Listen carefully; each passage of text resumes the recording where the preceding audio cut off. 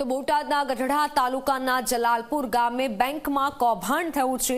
District cooperative બેંકમાં 2 કરોડ 14 લાખ ઉચાપત થઈ છે। બ્રાન્ચ એકાઉન્ટન્ટ અને તેના પત્ની સામે પોલીસ ફરિયાદ નોંધાઈ છે। આનંદ સગર અને તેમના પત્ની જાગૃતિ સગર સામે ફરિયાદ નોંધાઈ છે। બેંક મેનેજર વિજયસિંહ પરમારે ઠસા પોલીસ મથકે એફઆઈઆર નોંધાવી 49 ખાતેદારો સહિત 51 ખાતામાં ગોલમાલ કરી ઉચાપત કરી। આનંદ સગરના ખાતામાં શંકાસ્પદ વ્યવહારોની તપાસ કરાઈ। જાગૃતિના ખાતામાં મોટી રકમ મળ્યાનો હાલ અંદાજો છે। મોટી રકમ ટ્રાન્સફર થયાનો સાયબર ક્રાઇમની તપાસમાં ખુલાસો થયો છે। જાગૃતિના ખાતામાં મોટી રકમ ટ્રાન્સફર થઈ હોય તેવું હાલ સાયબર ખાતાએ જોયું છે। ગઢડા તાલુકાના જલાલપુરમાં બેંક કૌભાંડ સામે આવ્યું છે। બ્રાન્ચ એકાઉન્ટન્ટ અને તેમના પત્નીએ કર્યું હોય તેવું સામે આવ્યું છે। ઓનલાઈન પર સંવાદદાતા રઘુવીર જોડાઈ ચૂક્યા છે। રઘુવીર, શું તપાસમાં સામે આવ્યું છે? કેટલા પૈસાનું, કેટલા રૂપિયાનું ટ્રાન્સફર થઈ હોઈ શકે, કેટલું કૌભાંડ હોઈ શકે?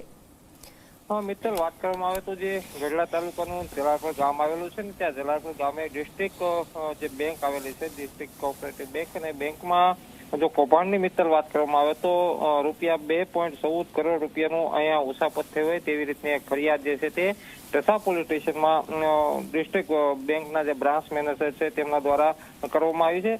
ખાસ વાત કરવામાં આવે તો જે ડિસ્ટ્રિક્ટ બેંકના જે બ્રાન્ચ એકાઉન્ટન્ટ જે છે તે આનંદ પોપટભાઈ સગર અને તેમના પત્ની જાગૃતિબેન સગર સામે બેંકના જ મેનેજરે જે વિજયસિંહ પરમાર છે તેમના દ્વારા ઠસા પોલીસ સ્ટેશનમાં ફરિયાદ દાખલ કરવામાં આવી હતી। 49 ખાતેદારો સહિત કુલ 51 ખાતામાં ગોલમાલ કરી અને તેમાંથી ઉસાપત કરી હોય તે રીતની ફરિયાદમાં ઉલ્લેખ કરવામાં આવ્યો છે। જે આનંદ સગરના ખાતામાં શંકાસ્પદ વ્યવહારોને લઈને સાયબર ક્રાઇમની પણ તપાસ હાલ અત્યારે ચાલુ હતી અને તપાસ બાદ વાત કરવામાં આવે તો જે આનંદ સગર અને તેમના પત્ની છે તેમના ખાતામાં મોટી રકમ ટ્રાન્સફર થયાનું ખુલ્યું હતું અને ત્યારબાદ ઠસા પોલીસ સ્ટેશન ખાતે બીએનએસ એક્ટ કલમ 316, 5 અને 338, 344, 54 તથા આઈટી એક્ટ 66 હેઠળ ગુનો નોંધી ઠસા પોલીસ જે છે તે વધુ તપાસ હાથ ધરી છે। જી મિત્ર। જી, આભાર માહિતી બદલ।